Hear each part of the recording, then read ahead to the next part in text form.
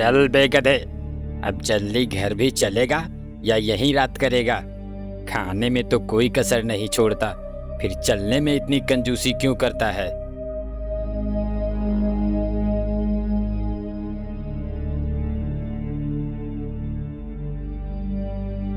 आह, आह, मर गया रे। इस धोबी ने तो कपड़े लाद लाद कर मेरा कचूमर निकाल दिया है। हे भगवान, मुझे इस धोबी से बचाओ, मुझे इस धोबी से बचा लो भगवान। इस तरह से गधा जब भी बोझा लाद कर आता तो कराहते हुए भगवान को याद करता। एक दिन ले खा खा खा के तो गैंडा हो गया है, लेकिन काम करने में तेरी नानी मरने लगती है। फटाफट खा ले और चल, कपड़े लेने जाना है।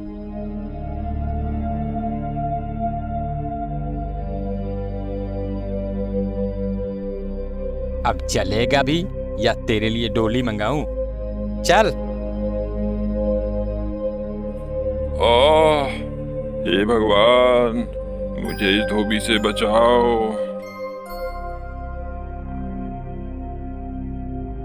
यह गधा रोज मुझे सच्चे मन से याद करता है। इसकी भक्ति ने मुझे प्रसन्न कर दिया। अब मुझे इसको दर्शन देना चाहिए। ऐसा सोच भगवान उस गधे के सामने प्रकट हुए। मैं तुमसे बहुत प्रसन्न हूं गधा, कहो क्या बात है? तुम इस तरह से मुझे रोज रोज क्यों ध्यान करते हो? तुम्हारे मन में जो भी कामना है मुझे बताओ, मैं उसे पूरा करने के लिए आया हूं। हाँ, ये कौन आ गया भगवान बनकर? भगवान तो ये हो नहीं सकते। ये जरूर उस धोबी की ही चाल है। ये वही है जो मुझे भगवान बनकर ठगना चाहता है। अरे क्या सोच रहे हो गधे? मांगो, क्या मांगते हो? मैं सोच रहा हूँ प्रभु कि मैं आप जैसा नहीं हूँ। गधा हूँ पर मूर्ख नहीं हूँ। मुझे समझ में आती है भगवान में और धोबी में फर्क। मैं उतना बेवकूफ नहीं हूँ। अब मैं तुम्हें कैसे विश्वास दिलाऊं गधे? अगर आप सही में भगवान हैं तो बताइए, सभी जानवरों के तो सींग है, मेरे सींग क्यों नहीं है? तुम्हारा सींग मेरे पास है, ये देखो। मेरा सींग आपके पास है? इसका मतलब आप सच में भगवान हैं। हाँ गधे, मैं सच में भगवान हूं। तब एक बात बताइए भगवान, सब तो मुझे गधा समझते ही हैं, क्या आप भी मुझे गधा ही समझते हैं?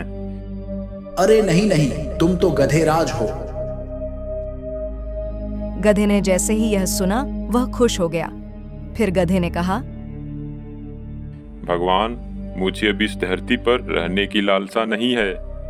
मुझे भी अपने साथ स्वर्ग ले चलें प्रभु। मैं तुम्हारे भक्ति से बहुत प्रसन्न हूं गधेराज, ऐसा ही होगा।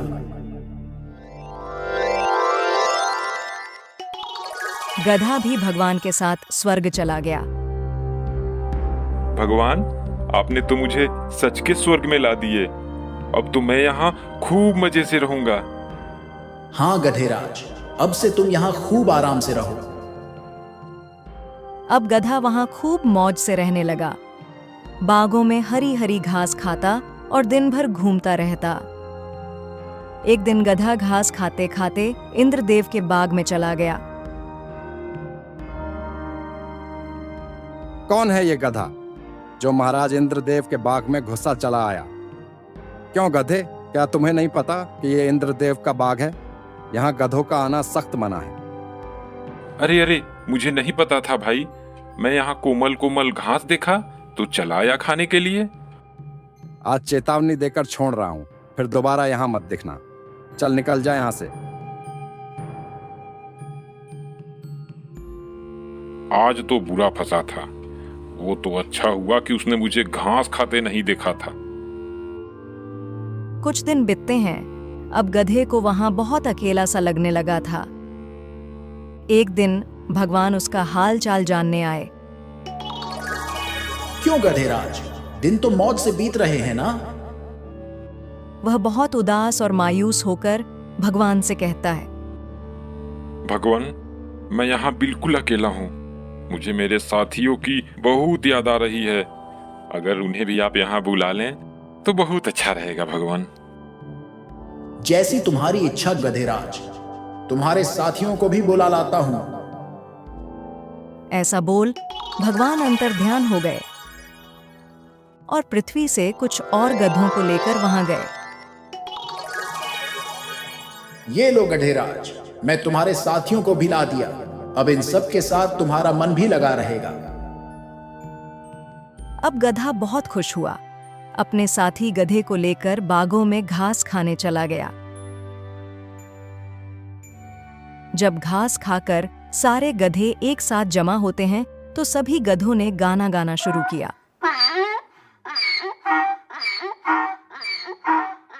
सभी गधों ने अपने आवाज से पूरे स्वर्ग को संगीतमय बना दिया। जब उसकी आवाज से स्वर्ग की शांति भंग होने लगी तो भगवान वहां आए। ये तुम क्या कर रहे हो गधेराज? तुम्हारे कारण स्वर्ग की शांति भंग हो रही है। हम तो गाना गा रहे हैं भगवान। हमारे गाने से मन को शांति मिलती है भगवान। लेकिन गधेराज, यह धरती नहीं स्वर्ग है, और यहाँ आपकी यह ढेचू ढेचू की आवाज नहीं चलेगी। यहाँ रहना है तो तुम्हें अपनी आवाज पर अंकुश लगाना होगा। भगवान, तब तो ये सरासर जास्ती हुई। क्या हमें बोलने का अधिकार नहीं मिलेगा?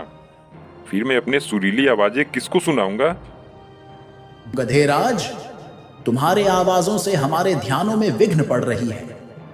ये हमारी आखिरी चेतावनी समझो और इस पर अमल करो। भगवान, अगर ऐसी बात है तो मुझे नहीं रहना है यहाँ। हमें हमारे धरती पर भेज दो। वहाँ हम लोग कम से कम आजादी से बोल तो सकते हैं। जैसी तुम्हारी इच्छा गधेराज। जब तुम्हारी इच्छा धरती पर ही जाने को है तो इसमें मैं क्या कर सकता हूँ? चलो, मैं तुम्हें धरती पर भेज देता हूँ। गधे ने जब धरती पर जाने की बात सुनी तो वह खुशी से झूमने लगा। तभी चल उठ जा गधे, कब से लगातार चिल्लाया जा रहा है, हैं? न जाने दिन में सोया सोया कौन सा सपना देखता रहता है। गधा घबरा कर उठता है। हाँ, क्या मैं ये सब सपने में देख रहा था? अब चल जल्दी से खाना खत्म कर और फिर कपड़ा लेने जाना है। और हाँ, दोबारा सो मत जाना। चलो, सपने में ही सही स्वर्ग के दर्शन तो हो गए, लेकिन मुझे स्वर्ग से अधिक प्यारी यह धरती ही है। अब से मैं इच्छा भर के सबको अपने गाने तो सुना सकता हूँ। एक दिन भाई वाह, आज तो हरी हरी घास खाकर मजा आ गया। मेरा पेट तो भर ही चुका है। अब इस पेड़ की छांव में थोड़ा आराम कर लूं, फिर आगे चलूंगा। ऐसा सोच गधा पेड़ के नीचे बैठकर आराम करने लगा और आराम करते करते इधर उधर की उटपटांग बातें सोचने लगा।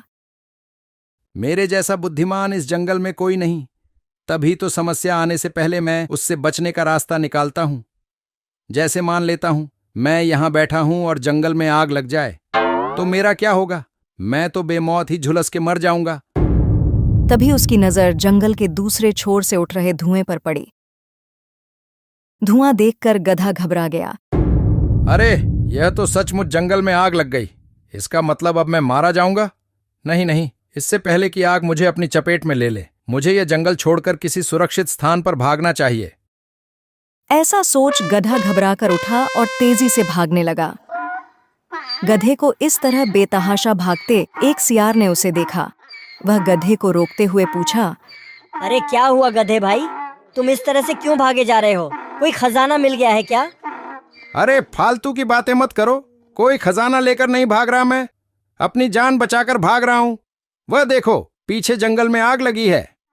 इतना बोल गधा फिर भागने लगा। सियार ने देखा तो उसे कुछ दूर धुआं उठता हुआ दिखाई दिया। अरे हाँ, यहाँ तो सच में आग लगी है। धुआं देखकर सियार भी घबरा गया। उसे भी डर हो गया कि कहीं वह इस आग में घिर ना जाए।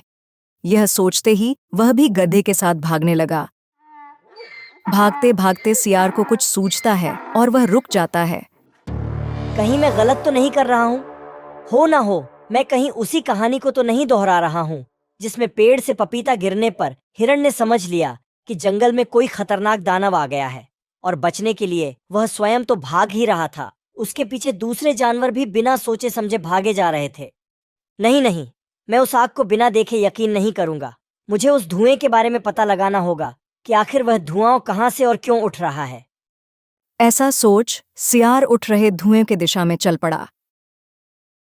कुछ दूर जाने पर उसे एक हिरण मिला। हिरण को देखकर सियार रुका और उससे पूछा, हिरण भाई, क्या तुम ये बता सकते हो कि वह धुआं कहां से और क्यों उठ रहा है? हिरण ने धुएं की तरफ देखकर कहा, वह धुआं तो झरने के पास से उठ रहा है। झरनों के किनारे खरगोश, लोमड़ी, बंदर और मैं, हम चारों दोस्त पिकनिक मना रहे हैं। हम लोग वहीं आग जलाकर बाटी चोखा बना रहे हैं। लकड़ियां कम होने से मैं इधर लकड़ी लेने आया था, परंतु यह सब तुम क्यों पूछ रहे हो? मुझे उस धुएं से क्या मतलब हिरण भाई? वह तो अपना गधा भाई उस धुएं को देखकर डर गया और इधर से दौड़ते हुए जा रहा था। उसे लगा कि शायद जंगल में आग लग गई। वह अपनी जान बचाने के लिए भाग रहा था। अब तक तो वह न जाने कितनी दूर निकल गया होगा। तो तुमने उसे रोका क्यों नहीं? तुम्हें उस मूर्ख गधे को रोकना चाहिए था। उसे रोकने की छोड़ो, एक पल के लिए तो मुझे भी उसने डरा ही दिया था।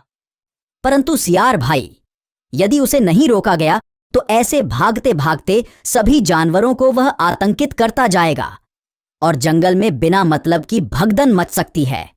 हमें उसके पीछे जाना चाहिए और उसे रोककर सच्चाई बताना चाहिए। हाँ, तुम ठीक कह रहे हो हिरण भाई, हमें गधे को रोकना चाहिए। ऐसा बोल हिरण और सियार दोनों उसी दिशा की ओर दौड़े जिधर गधा भागते हुए गया था। काफी दूर जाने के बाद उन्हें गधा दिखा। बहुत जल्दी ये जंगल छोड़कर मेरे साथ भाग चलो, वरना आग को यहां आते देर नहीं लगेगी भाइयों। अगर अपनी जान बचाना चाहते हो तो भागो। कोई कहीं नहीं भागेगा, जंगल बिल्कुल सुरक्षित है। इस मूर्ख गधे की बात सुनकर तुम लोग भयभीत मत हो। जंगल में कहीं भी आग नहीं लगी है। हाँ भाइयों, हम वहीं से आ रहे हैं। मैं वहां झरने के किनारे अपने दोस्तों के साथ पिकनिक मना रहा था और उसी आग से उठ रहे धुएं को देखकर यह गधा समझ लिया कि जंगल में आग लगी है और यह बेवकूफ बिना सोच विचार किए भागने लगा। आग की वास्तविकता सुनकर गधा झेप गया और सभी जानवरों ने अब चैन की सांस ली। हिरण भाई, तुम्हारा यह काम बहुत सराहनीय है, जो समय पर आकर हमें घटने की सही जानकारी दी, वरना आग की खबर सुनकर हमारी तो सांसें ही रुक गई थीं। मुझे माफ कर दो दोस्तों, आज मेरे कारण पूरे जंगल वासियों को परेशानी का सामना करना पड़ता। मुझे मेरी गलती का एहसास हो गया है। अब से मैं वादा करता हूं कि बिना सच्चाई जाने कभी भी कोई कदम नहीं उठाऊंगा।